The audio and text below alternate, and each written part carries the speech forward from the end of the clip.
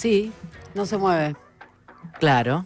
Va, todo marcha de acuerdo al plan. Firme. Firme. ¿Cómo es eso de la fuerza inamovible y la... Lo había explicado Beto de Liniers. Claro, que no es una fantasía, que no es una regla El choque entre un objeto inamovible y Movible. una fuerza, no me acuerdo cuánto. avasalladora, imparable. La fuerza imparable y el objeto inamovible en el IPC, que en realidad son lo mismo. Claro, en realidad. Porque en realidad el objeto inamovible, no, nada es inamovible, ¿o sí? El IPC no. ¿El IPC qué? El índice de precios al consumidor sí mostró una variación del 0.3, pero si tenemos en cuenta una devaluación del 13%, bueno, vemos un pass-through en cierta forma acotado, digo, Sí. para otras comparaciones históricas.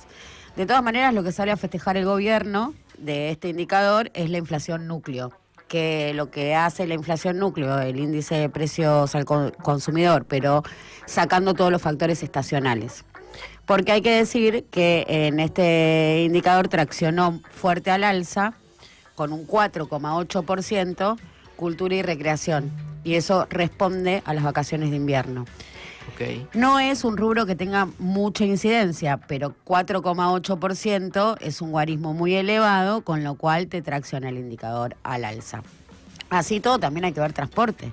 Transporte tuvo una variación por encima del 2,3, si no recuerdo mal, no me acuerdo si es 2,1 o 2,3, no hace a la cosa. Porque transporte, que no tiene tanta incidencia en el índice de precios al consumidor, sí golpea fuerte en los bolsillos, y era lo que estábamos marcando.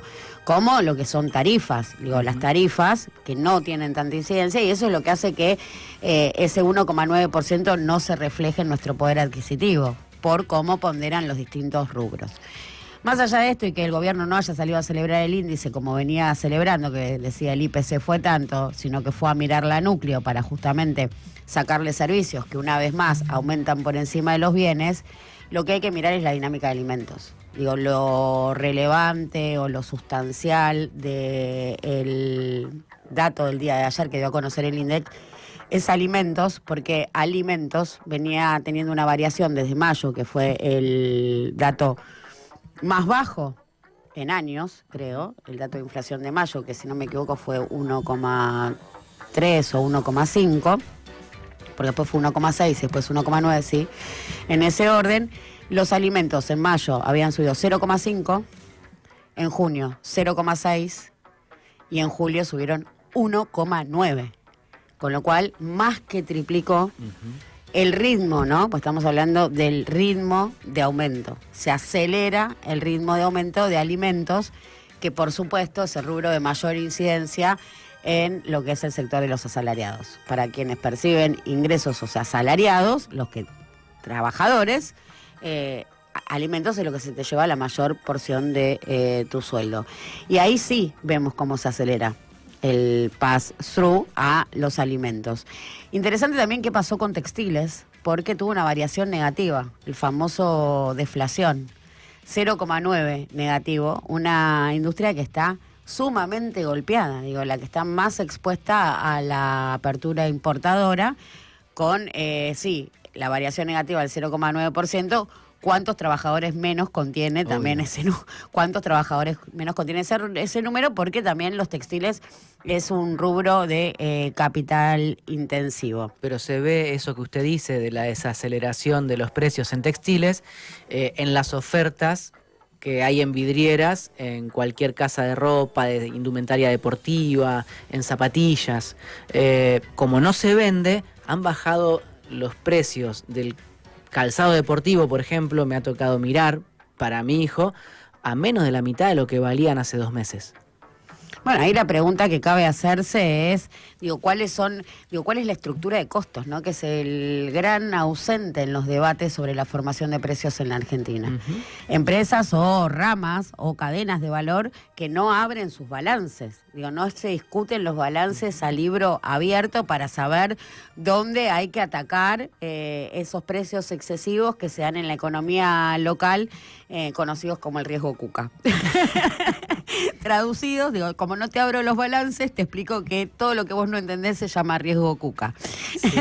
Sí. Bueno, usted ha hablado con sucesivos secretarios de comercio y seguramente tiene mucha más información que yo, pero a mí alguno de esos secretarios de comercio alguna vez me dijo que es el cuento de Don Pirulero. Usted va, se junta con un eslabón del sector y le dice, no, a mí me sube fulano, entonces yo tengo que aumentar. Y va a ver a fulano y fulano dice, a mí me subió aquel.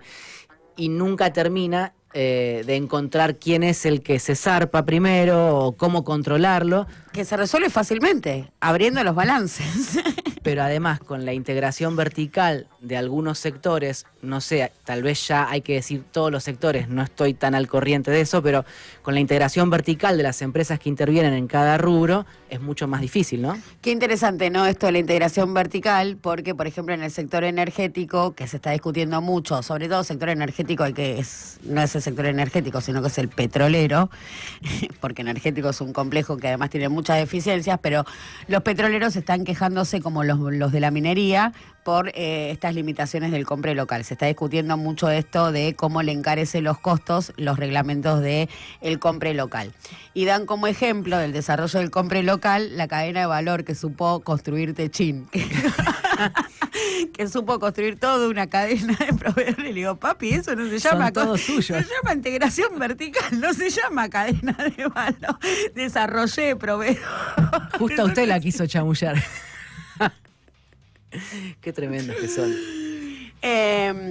Volviendo al rubro alimentos, que por supuesto digo podemos reírnos y ponerlo en términos con cierta ironía o picardía, pero digo, es realmente alarmante, ¿no? Hay datos estremecedores, bueno, sí, por supuesto el 46% de los consumos en cadena de supermercados están financiados, o sea, se pagan con crédito, porque el plástico es eso, es crédito, no tenés el efectivo para pagarlo ya. Y, por ejemplo, lo que se conoció en Córdoba, el dato de Córdoba, donde las personas están merendando más tarde y se merienda de panadería, claro, para saltearse la cena.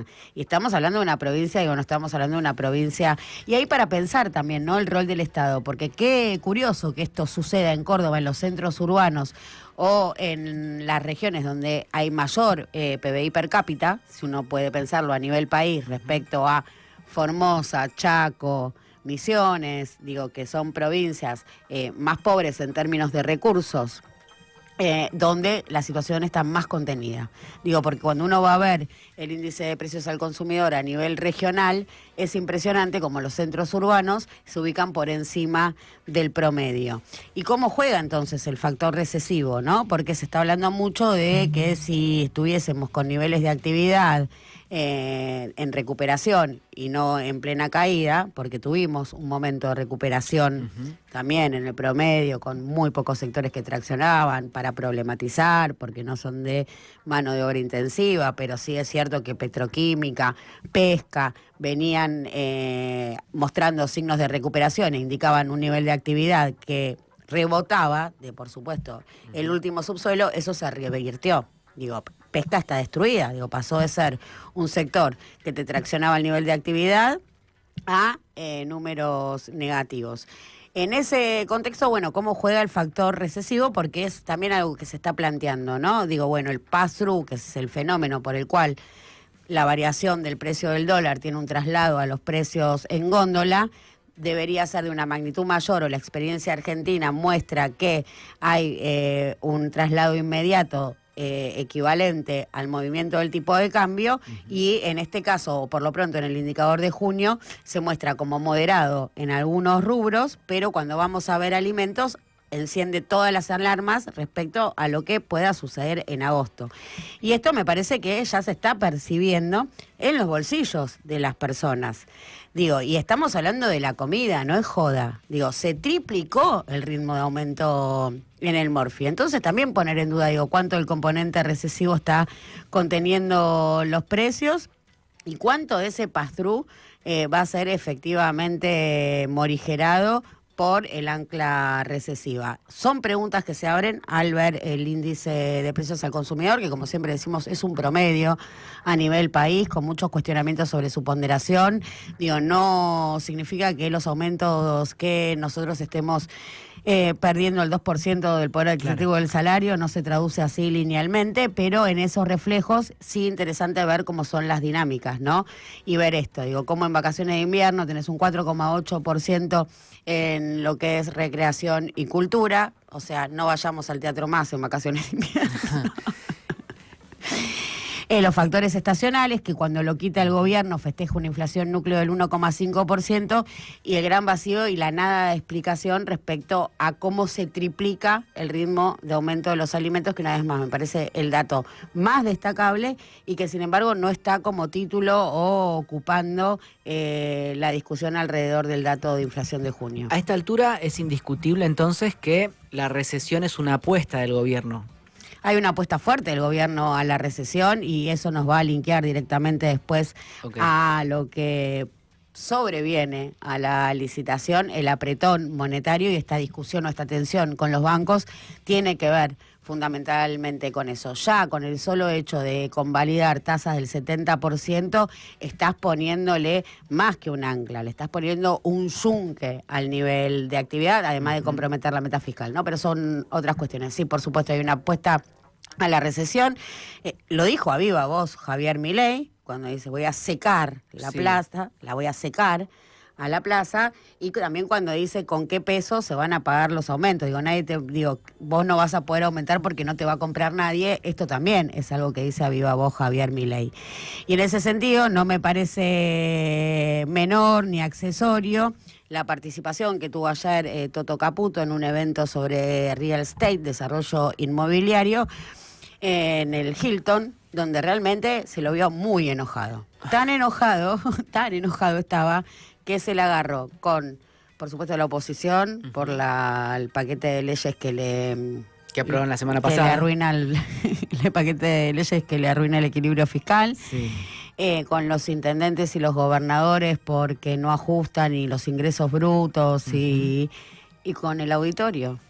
¿Qué le dijo al auditorio? Que se dejen de coimear a los desarrolladores inmobiliarios, constructores, por supuesto, a empresas que hay que decirlo también, digo, son empresas que no se destacan, ¿no? Por su nivel de transparencia. No, pero es toda una osadía, ¿no? Si no tenés aliados, bastardear a los únicos que tal vez podrían seguir apoyándote. Y es la primera vez que aparece en la narrativa oficial la idea de que no solo es el corrompido el corrupto, ¿no? Porque se lo está diciendo a los empresarios. Entonces aparece la corrupción como con dos partes. Fíjate vos qué novedad. Qué novedad, ¿no? La claridad ideológica de Caputo. Dejen de ser corruptos, le pide a los empresarios, porque encima él dice, yo sé que para conseguir una habilitación, para poder la autorización, para tener las habilitaciones correspondientes, siempre hay que dejar un diezmo, no lo hagan más. Bueno, hay que decirle también al ministro que si está al tanto de todas estas situaciones, tiene que denunciarlo. Debería ir a un juzgado, presentarse y denunciarlo. Pero sí habla del clima, ¿no? Un gobierno, básicamente un equipo económico, porque hay que decirlo, uno puede pensar que Javier Milei, como economista, es quien conduce el equipo económico. Lo cierto es que no tiene la más pálida idea de la hoja de ruta de los chicos Anker, que sí están llevando el timón de la economía y están muy enojados, pero muy enojados, no solo en esta exposición que se ve claramente cada vez más a un Toto Caputo ofuscado, sino también a partir de la licitación, las intervenciones que están teniendo en redes sociales en este momento. La segunda línea, ¿no? Los más pendejitos, Federico Furiase, Martín Botier y Felipe Núñez, en este momento discutiendo por el resultado de la licitación, que vamos a ver en mayor detalle, pero que por supuesto mucho tiene que ver con esto, con el componente recesivo y con este dato, que una vez más es un número, es una estadística, pero que trae data sobre el ciclo tendencia en lo que más nos tiene que preocupar, que es si vamos a poder comer o no.